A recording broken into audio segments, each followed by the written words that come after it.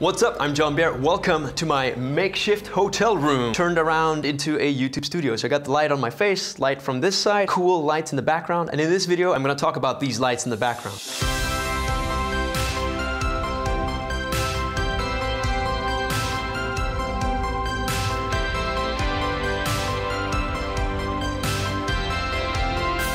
So let's take a look at these lights. Yeah. This right here is a BOLING RGB light. It is incredible. RGB means that it can make any color that your heart desires. I'm blue, I'm pink.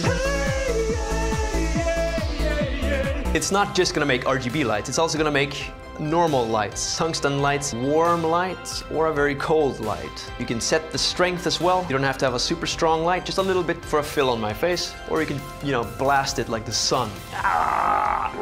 Having two of these lights means you're pretty much covered. You can have a fill light, a key light, background light, a hairline light. These little guys, they fit in your pocket and they're powerful enough to create your own personal little YouTube studio. Ever since buying these, I don't leave home without them. They're just, I love them. So now I'm gonna demonstrate up close what the interface looks like. I'm gonna keep the brightness low so I don't burn my eyeballs out.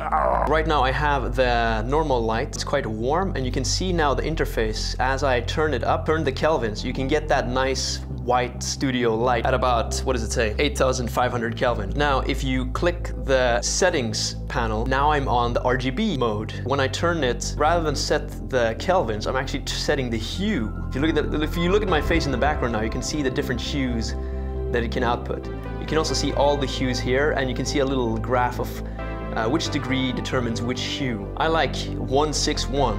That's the hue of the teal. You can also toggle it here, so you start to set the saturation of the light rather than the RGB. And finally, it has a last setting here where you can emulate different sort of effects. So this would be like a thunderstorm effect. This is sort of like the rainbow effect, which is quite trippy. And this is the police siren effect. Each one of these three modes, they have three different versions as well. So you can play around with that and find the one that suits you. So if we go back here to, let's see, the thunderstorm. So you can see it's set to A. If I turn it to B, you got a little different flashing going on. This one's quite interesting. I think this one's to emulate like a television in the background. So there you have it, just a quick little video on the BOLING lights. If you want to purchase these lights for yourself, you can find a link down in the description, and if you click these links, I'll probably receive a little bit of a kickback, just full disclosure. But honestly, these lights are essential for me, and I think I will use them for not just makeshift YouTube studios in hotel rooms, but also for narrative work. If you're just starting out and you're thinking about upgrading camera gear or whatever, I would advise you to not necessarily look at camera gear, but look at the lights.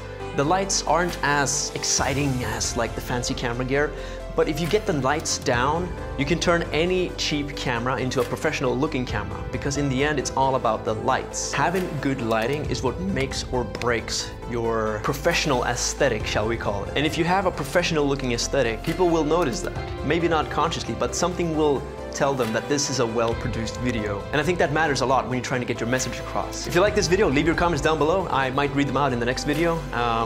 That's it from me. Thank you so much, and bye-bye.